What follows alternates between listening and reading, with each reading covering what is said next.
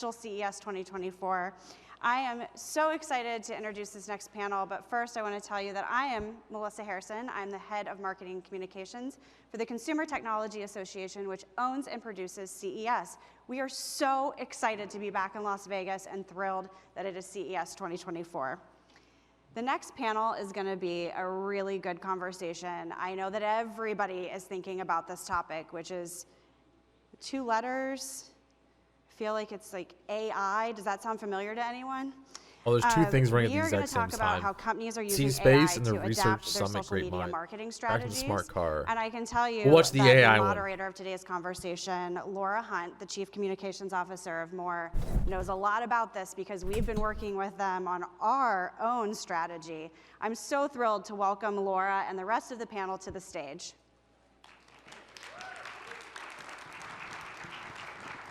Thank you, Melissa.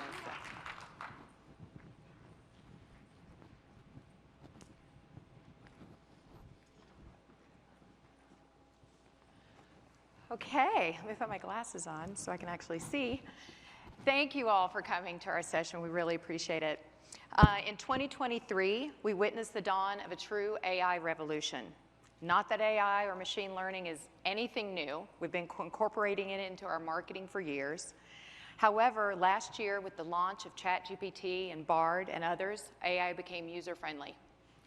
And for those of us without engineering degrees, we learned how to integrate AI into our daily lives and how it worked to create, learn, and how to make our work even more efficient. I'd like to introduce my panelists, who are 4 marketing leaders that are harnessing the power of AI and doing some amazing work. First, let me introduce myself. As Melissa said, I'm the Chief Communications Officer for More. I spent much of my career on the agency side of the business, working alongside healthcare, education, association, political, commercial, and the purpose-driven industry. At More, we're a CXM company, and our services span the entire marketing chain, from creative and strategy, data and digital, media buying, and response management, and everything in between. Our data is our connective tissue, and powered by machine learning and numerous forms of AI, we make marketing channels sing in concert with one another to give surround sound experience for our customers. Next, let me introduce Manu. Manu Orso. Manu is the Chief Marketing Officer for Duolingo. Oh, hey, I'm sitting here, guys. Yeah, I'm in the over 500 million users Sit back. get access There we to go. private tutor experiences on a variety of subjects using machine learning algorithms. Manu is a data-driven strategic leader with extensive experience across the full marketing spectrum. His marketing experience includes previous roles at PlayStation, Spotify. This is just all introduction stuff right now. It's not really important. From Reddit, we're joined by Marianne Beliveau. Well, maybe it is important who these people are. Large customer sales for North America at Reddit, whose mission is to bring community, belonging, and empowerment to everyone in the world through thousands of communities, endless conversations, and authentic human connection. Marianne's team works closely with Fortune 500 companies and their agencies to develop creative that's scalable and impactful. She's a digital marketing veteran that includes previous executive appointments at Twitter and Google. Joining us also is Don McGuire. Don is Senior Vice President and Chief Marketing Officer for Qualcomm Technologies. Hey, Don. We almost got this. You just flipped right. one. That's cool. Skipped one. Oh, we almost got the lineup right, I'll didn't take we? his job. You can take mine. We'll swap for a couple days. Qualcomm has over 50,000 employees across the globe using 5G and AI innovations to fuel their robust product portfolio. Don leads global marketing across all Qualcomm's businesses. And then we have Drew. He wasn't supposed to be there, yeah. Penny 02. Drew is Pfizer's first Chief Global Marketing Officer. He is responsible for driving the Snuck his company's way up on mission stage. to change lives by changing how healthcare happens all around the world, with a relentless pursuit of scientific breakthroughs and revolutionary medicines that will create a healthier world for everyone. He's a marketing innovator and global brand builder with a passion for technology-fueled creative. Prior to serving at Pfizer, Drew held roles at Alphabet, Disney, and Coca-Cola. I'd like to start with questions for each of our panelists, and we'll go down the line this time. With AI making a swift impact in the past year, we're eager to gain insights on how your companies are embracing it today. We'd like to hear how you're actively Hopefully the volume's okay, leveraging Culprit. I can AI see it's a to little bit amplify quiet, your but I'll marketing, boost it up a enhance bit if it's engagement, or not optimize loud operational enough. It's efficiency. fine for me, though. Manu. Yeah, sure. I think for Duolingo, what's been really interesting is over the last couple of years, we found a way to build our brand and build interest in Duolingo by taking a very social-first approach to brand building. And through that, we had a lot of success on TikTok and social platforms. And the way we've done that is actually really tapping into culture and connecting to what our audience cares about and inserting Duolingo as a brand in a way that feels really organic and doesn't really talk about language learning or the product. Recently, we've actually done a lot with AI to help us scrape conversations that our audience was having on social channels and looking at where some topics may over-index compared to what people are talking about more generally on TikTok. And so what we saw through that is actually some topic of interest and fandoms starting to appear through that collection of data that we're sorting through AI. And we found out that, for example, K-pop was a very strong passion point for our community. And so using AI, we're able to inform the type of content. I want access to these tools so bad. I can't really pause it. That we can It's live stream, but as a way to build affinity with new audiences. I could only have access to these. On our platform. I have access to some of them, but some of that work actually led to some of our more successful campaigns when we sent our mascot to Duo to K-pop concert. And we saw a lot of engagement from that content, and a lot of our audience responded very positively to that. So, you know, AI, we really believe is a if you could get summaries of the entire internet, like up to date, oh my gosh, that gets produced every day on social platform, and allowed to sort that in a way that feels really tangible and valuable for us to build our content marketing strategy. Awesome. Marianne. So I would say that for Reddit, I'll kind of give you two short answers, right? So the first one is for the consumer app, Reddit. We've been using AI for several years. Over the past couple of years, we acquired 3 companies in AI and machine learning. And that's with the intention of understanding our audience better, our users. And so can you update the title? Things that you would be like interested in. watching the if you join a CES community, AI. if you're interested in another community. It also helps us give our moderators that are I had to pull the window up. better tools to moderate their communities. So we feel like in general, we're just at the beginning of how it will enhance the consumer product. And then on the business side, it helps us allow our advertisers to Don't have to. I'll take a be in front of Fine, the right I'll look. community at the right time with the right message. And to really understand inherently that this is a great spot for you at this moment with this message, because you can better understand who it is that you're reaching. And then we also have a lot of clients who ask us for data and insights because we are, right, a huge repository can't remember for the human command for it conversation too. I that do goes it, back but I can't 18 remember years. the command. And we have a lot of really deep insights for brands and for companies about human perception and views and recommendations over time. Interesting. Drew. Sure. AI is really interesting if you're in healthcare. I always tell people this, that 30% of the data generated, and it's increasing like by the minute, is healthcare data. So if you're going to start a company, healthcare data is probably a good place to be. And from our landscape, the explosion of data opens up AI's potential to, one, develop drugs faster and better. So today up in San Francisco, my former employer, Google, has established a lot of partnerships with like pharmaceutical companies. So we're going to have better drugs that come out faster, which is a cool thing. But from a CMO's perspective, my perspective, it opens up the opportunity to connect with your customers in a meaningful way that we couldn't before. So we're both B2B and B2C. And we're starting to kind of say, how do you, to the point you just made, deliver the right message at the right time to the right audience? And when you have a scaled global business that has multiple brands that cuts around the world, I got it. I'll update it. One sec. We're doing to unleash the power to reach audiences and connect with people and go from just advertising to true CRM and experiences is rejiggering the way we work and how marketing happens. So it started last year with a big consolidation of our agency structure. You need to have an agency system. I can't do it to CES? What do you mean? Structured and streamlined, and then you need to have all the different pieces come together the title, around right? your data and your content production. And so we brought in Adobe, and we're bringing other pieces together to create, and this is the first time we're talking about this here at CES, but we're creating a platform called Charlie, which is the ultimate marketer's workbench to enable eventually AI to power our creative, our messaging, our media, because the explosion of what we can do is awesome, but it's also complicated.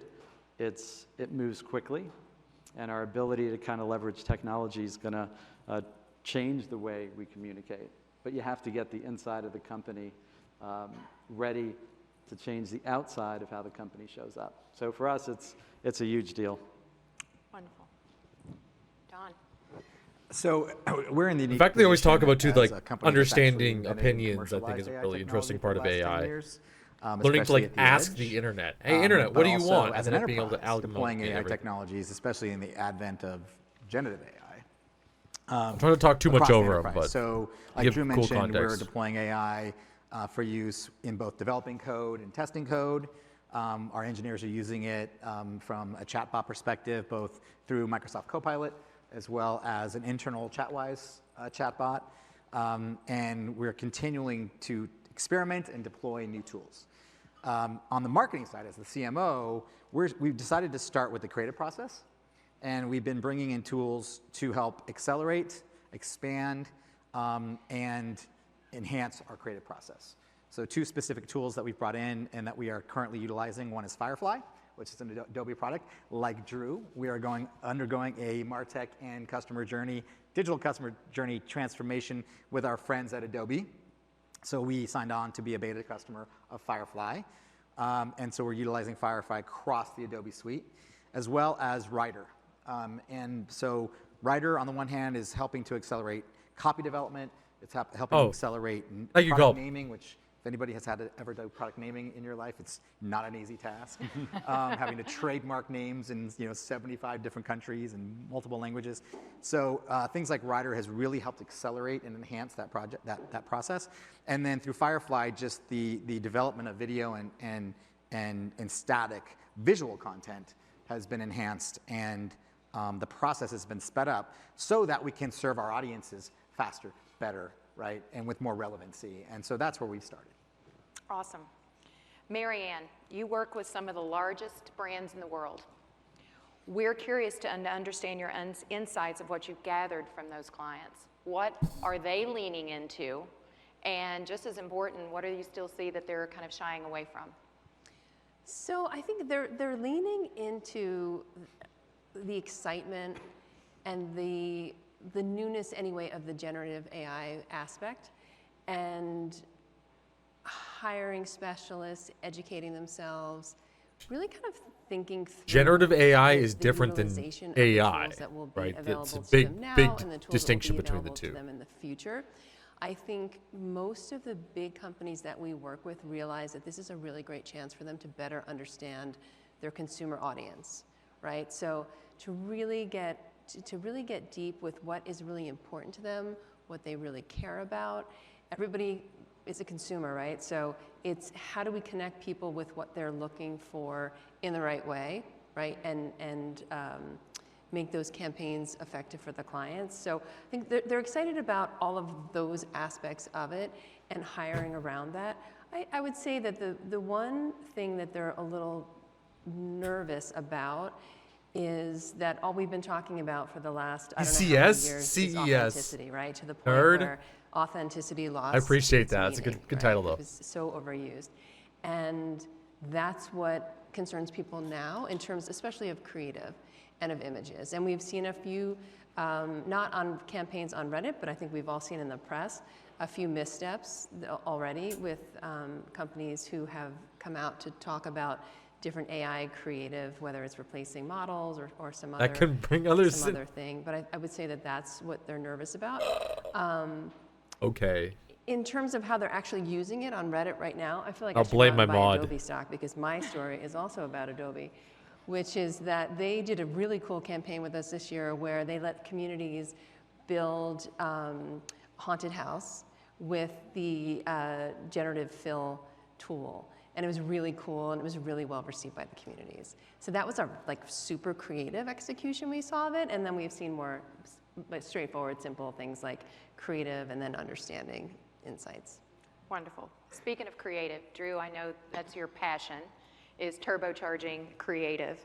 Can you give us an example of a creative campaign that you've launched with AI? Fingering this game. With Pfizer. I just read your article where you worked on I believe a you. migraine program with Google. Is there another campaign or that one that you can tell us a little bit more about? Yeah, I think, and this has been a big thing for me because I don't know if we've cracked the nut between media and content, right? As an industry, we have to get media and content to be in service of the person we're Media is trying to reach. just the thing We that's did some happening. things with Content Google is something and that someone's worth on watching and migraine, where we being a part we're of. able to kind of look at weather alerts and things. But I'd say this year, particularly with our partners at IPG and I can Publicis, randomly generate media. we're really pushing for To make it more content is creative, like another. open up the aperture to what we're willing to kind of do from pushing the creative. I think some people feel like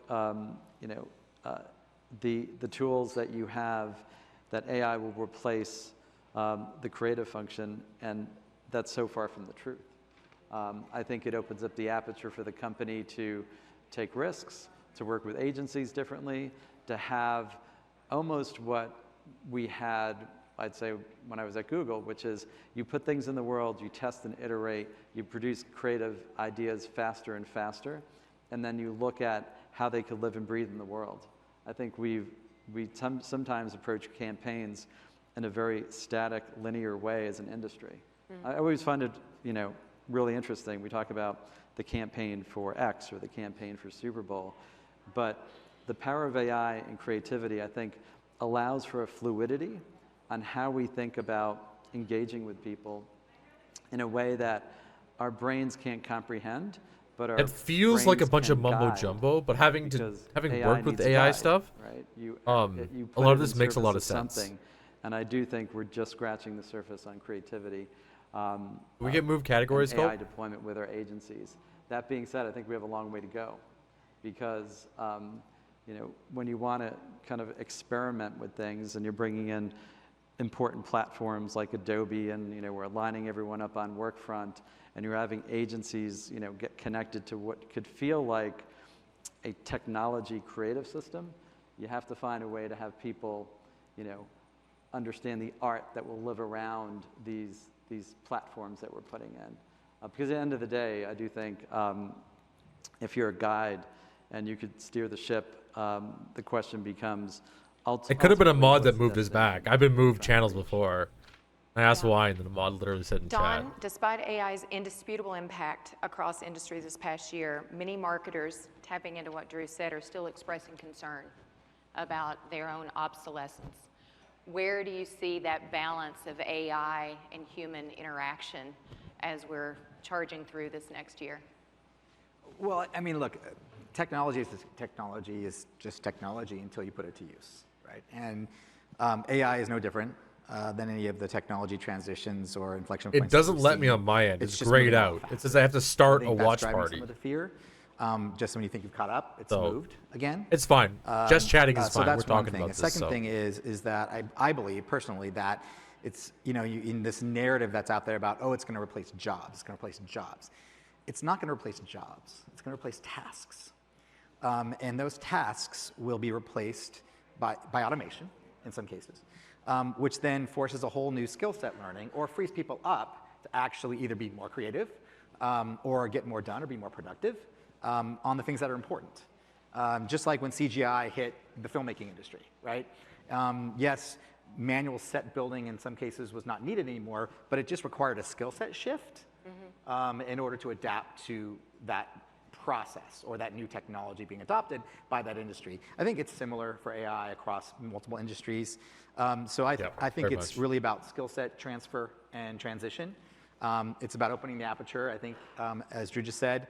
And I think at the end of the day, what people are going to find is that if used correctly, right, like with anything, it will actually be something that moves everybody forward in a positive direction. Awesome. Manu, you talked a little bit about how Duolingo is using AI to see social trends. Can you lean in a little bit more about that and tell us about give us some examples of those cultural moments? I'll point out quickly, language has to match social trends. That's what he's probably going to talk about right now. Yeah, I mean, there's been, you know, just this year, for example, last year we had a huge moment around the release of the Barbie movie because Barbie's American Ferrara in the movie, the dad actually is learning Spanish on Duolingo. So, you know, we were able to capitalize on that as a real opportunity to connect our brand to what was probably one of the biggest cultural moments of the year last year. And we were able to, you know, send our mascot over to the Barbie premiere and have Duo walk the red carpet at the premiere. And what was really interesting, you know, is tapping into those cultural moments like this really allowed us to drive a lot of conversation and associate our brand to a cultural moment like Barbie. And during that time, when, you know, our mascot was walking the red carpet, the vast majority, over 50% of all of our brand mentions were in relation to that moment. So it just shows that connecting the brand to culture and doing something that, you know, drive interest by leveraging another IP is really powerful and something that has worked very, very well for us at Duolingo. And this is very much the DNA of the way we do marketing, is that sort of social first content approach where we build affinity with audiences through leveraging our mascot as an influencer, as a creator, telling the story of his life and interest and frustrations and happy moments, and all that done through the lens of culture. Awesome. I think the fake story creation around corporate Drew, stuff I'm is a gonna little go back to weird. you for I a do second. agree that The corporates need integration to have of new technologies like often requires a thoughtful a approach. way to Can you communicate with talk about people, it just but a little bit. Can you tell me the groups within Pfizer that the are having building to come of like together stories and behind think them through kind of how are do you weird. actually democratize, you know, AI within the platform? I know with our company it is legal, IT, technology, Why do you need to marketing, democratize it? I'll point and on the the question. Not C-suite I'm against itself, it, but why? accounting. What does that collaborative group look like at Pfizer? Yeah, it's one word, it's gnarly. For a reason, I say this to people that aren't kind of in the belly of the beast around this, that, you know, one thing's always been true is marketing is a team sport. And with AI, technology is outpacing our org structures. And so everyone likes to have an org structure, and I would say 5-6 years ago, the sexy org structure is we're going to create a chief digital officer. We're going to put all the digital stuff in one group because it's too hard for everyone to understand and marketers don't get it. I think that is kind of yesterday's model because AI is everyone's job. It lives in the organization, in every department. At Pfizer, our CEO It's going to live everywhere. Said every group, every department, every division has to have, you know, AI goals embedded in their plans. And so I think for us, it's really saying how do we now pull a hive of people together and think about the intersection between, you know, the marketers, the agency, the people who hold data. And that's why we're kind of building, you know, a bit of a bespoke platform, because you have to get everyone living and breathing this in a new way. And so the other day, someone was interviewing me and they asked me, like, do you think the role of the CMO is going away? I said, actually, I think it's going to go back to being highly relevant, whether you call it a chief marketing officer or chief customer officer, because this old notion that AI lives in one department and it's underneath the CTO or the chief digital officer, again, I think that is very yesterday. Yeah. I think now, you know, my dad can use ChatGPT, so he doesn't need a digital division, right, to use AI. And I think a lot of these tools are becoming democratized. And so the faster that we just think about deploying it in the business. They keep using the word making democratize. everyone, I don't think you it know, means democratize. Part of the Maybe process. socialize, but then not it'll unleash its democratize. potential to change the world. Awesome. Don, I'm going to ask you the same question Because it can either you're be a socialized or company, as you said, capitalized. You that can't have is used to democratized. developing products. Cannot have from start to democratized finish and then software. It just rolling doesn't out work those that way. products. Right. How are you harnessing this revolution within the company, but also for your customers? Yeah, I mean, a lot of what Drew said, right? We have taken a Hive approach. We've got an AI steering committee that's cross-functional and multidisciplinary. A lot of lawyers. A lot of lawyers. on that steering committee. And so there's these things that we have to be careful of, right? We have to make sure that the algorithm for whatever tool that we're using is how it's been trained, right? And that there's protections and there's safeguards in place.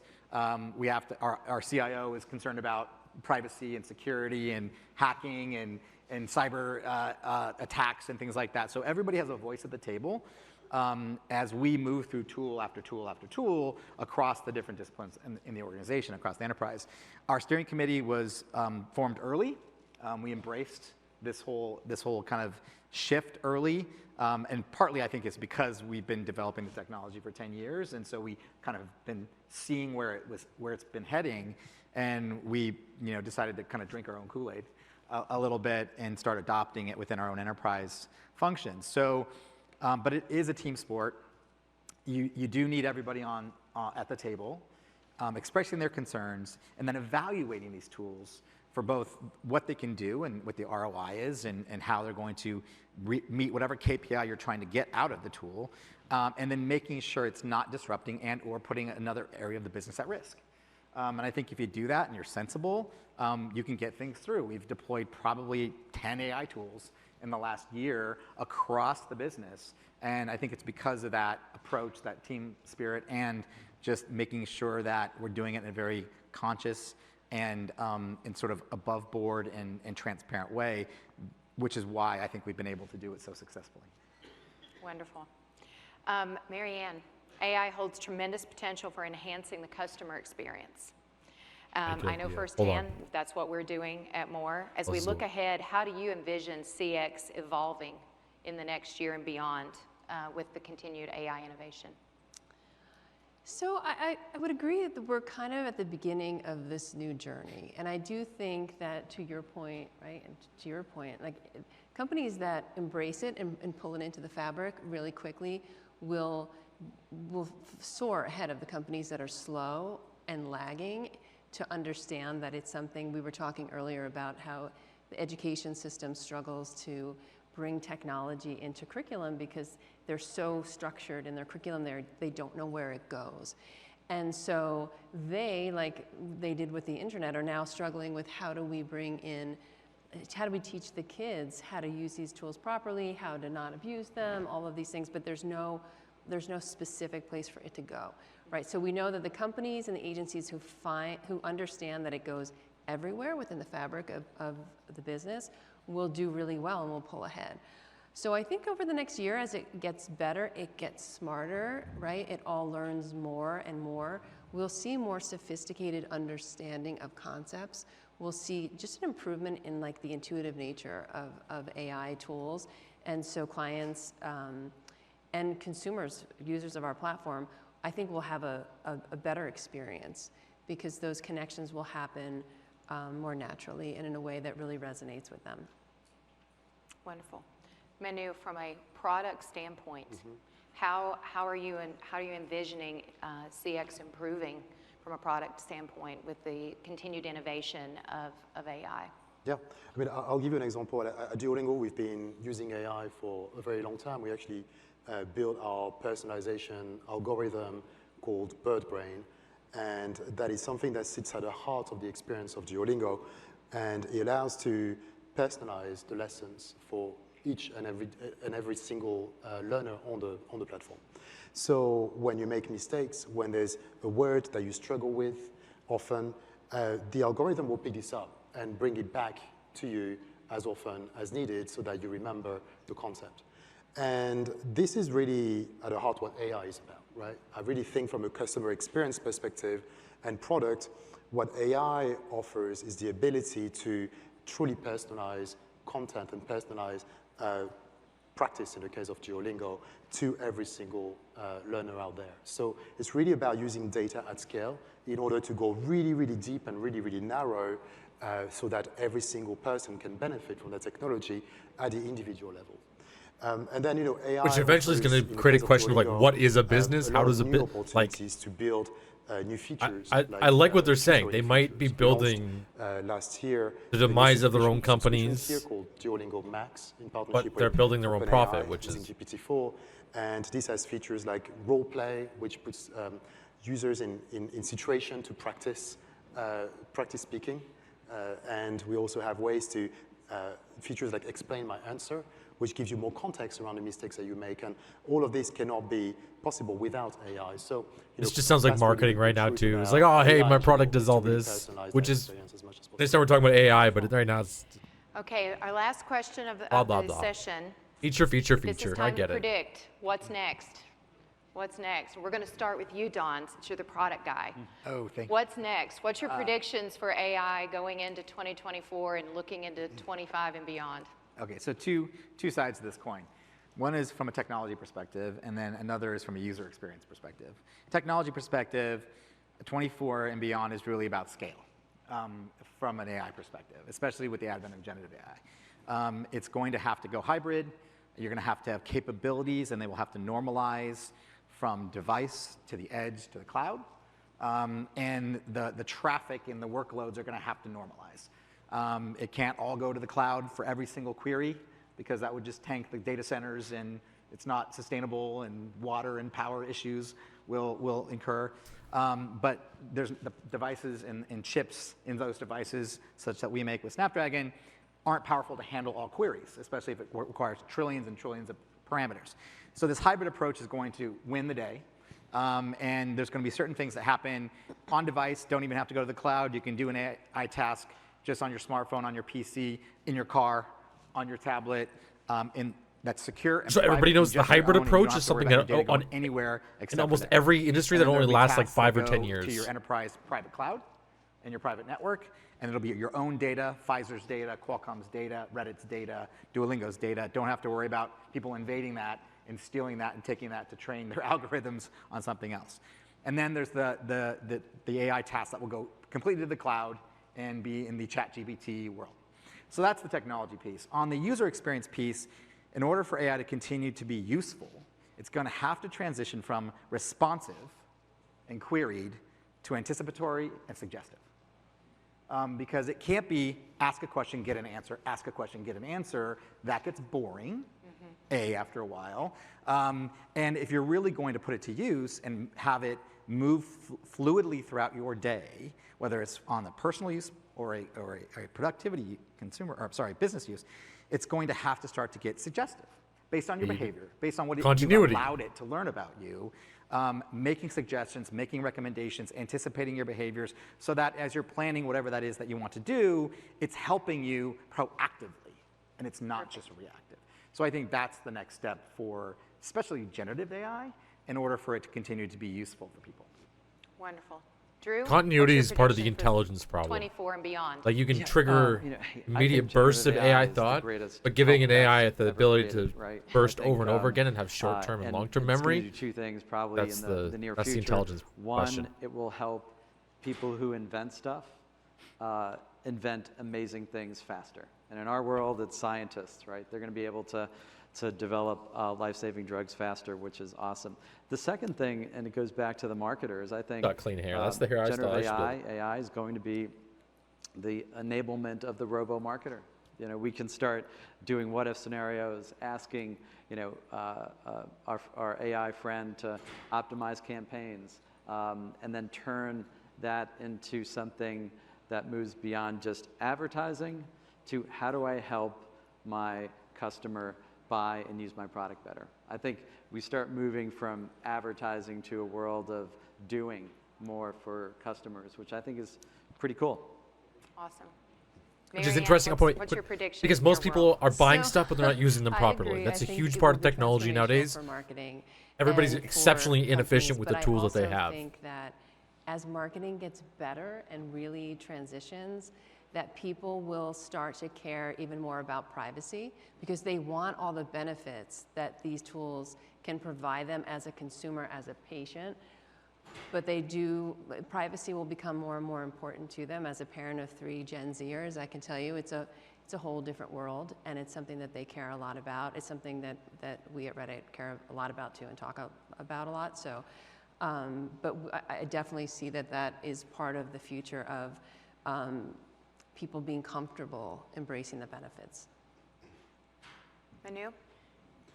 Yeah, I think for marketing in general and for marketeers, it's really AI. AI becomes, an amazing resource to move from being very artisanal in the way we do things to scaling craft.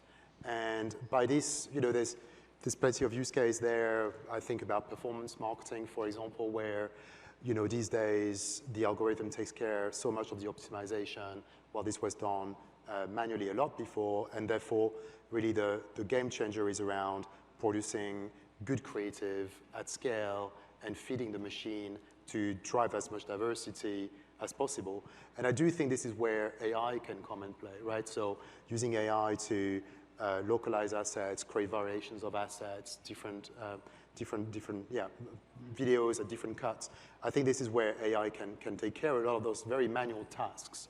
To the point I was made earlier, right? I don't think AI is a solution, it's more of a tool to empower marketeers. Mm-hmm. And through that process, being able to allow marketeers to do what they're really skilled at doing, which is think about creative, think about insights, use critical thinking in making decisions, and letting AI take care of more of the tasks. So that's where I see this going next year. Awesome. Definitely AI is given the opportunity for personalization. We're expanding how we create a one-to-one relationship with our customers. One of the things I just took away from was it's a team sport. It is a team sport, and I think with the 4 of you as the CMOs, you're a great quarterback for your team as you deploy your AI initiatives. Thank you all for attending. Thank you for our panelists, and it's definitely an exciting time to be a marketer. Thank you. They said some really interesting things. It felt more like a market release than anything else. Just going, hey, here's all the cool tools we have. This is definitely, obviously, all right, I see a bunch of you standing up because you want more caffeine, which is totally fine. But I just want to remind everybody that we will be back on this stage in just a few minutes at 4 o'clock. We're going to be talking about the future of content development presented by Deloitte. So grab your cups of coffee and head back here. We look forward to seeing you back on this stage in just a little bit. So their job is to present AI as good. Oh, here's all the great things that are happening. Here's all the cool things that are happening. Here's the awesome stuff that's happening. They did mostly talk about reach and and really that's one of the biggest, I guess, hurdles with technology nowadays is reaching new people and then teaching them as to why things are valuable and how things are valuable. Because a lot of times people will just say, I want the computer to do this. And the answer really is the computer is only going to do that if you learn how to do that, right? Which is good, obviously. Like, if you want all of the positives of having a computer in your life, you have to be able to learn all the ins and outs of it. But the marketers are realizing that if they build computers that don't have to be learned or don't have to be researched to get the highest amount of value from, that they can provide these technologies to more people. But what also they did mention too is that it will allow people that are already insanely productive to be more productive. I already use AI for a lot of my video content. A lot of what you see around here is AI assisted, even down to the little filter that I have around the corner of my camera. It allows me to work so much quicker And as long as I hand curate things, it ends up looking okay. But you'll also notice how well my stuff blends in with their AI generated background too. And that's because AI right now is kind of, it's all of everything amalgamated into one. And whenever you ask of it something, it's going to give you a very general response. And those responses are all together of that kind of one general look and whatever you're building. You can, of course, curate things, but it becomes more obvious when a machine is not building its digital media in the way that a human would. So there are ups and downs, obviously, but it does allow people, of course, who are really want to get something done to move past all of the stuff that's complicated. But then also what they're saying, just to try and summarize how people will work with AI in the future, is if you work on if you work on animation, or work on UI, or you work on just backgrounds, doesn't matter what it is, you're going to be able to go back and refine what the AI has built. Your job is to refine what the AI has structured for people. It's not to it's not going to take away what we consider traditional work. It just takes away the long, arduous stuff. And the way you can think about it, really, is that people in the past have done all the work already, right? This idea that we have to redo work that people have already done, I think is insane, just for the sake of a good economy. There's no way, I don't know why. Like, for an animator, like, oh, I used to animate everything frame by frame by frame. It's like, okay, well, so what? That sounds like it sucks, right? You've already done the work, so why do I have to? Now, I do agree things should be paid backwards. So if someone's done the work and we are now training models off of that work, that person should get paid every time that work is referenced. But here we are. AI will only get better, and it will only get pushed to more people. Things are about to get really interesting.